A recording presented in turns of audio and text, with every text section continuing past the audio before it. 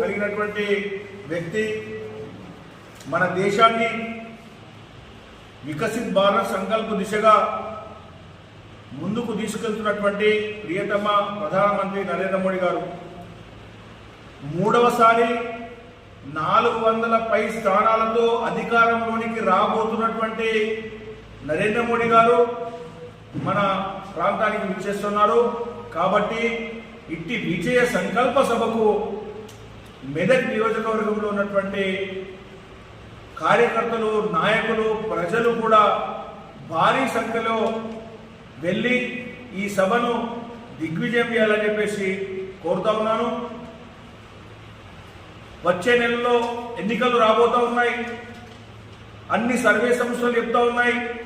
మన దేశంలో ఉన్నటువంటి సర్వే సంస్థలే కాకుండా ప్రపంచంలోని వివిధ దేశాల యొక్క సర్వే సంస్థలన్నీ కూడా చెప్తా ఉన్నాయి. మూడవసారి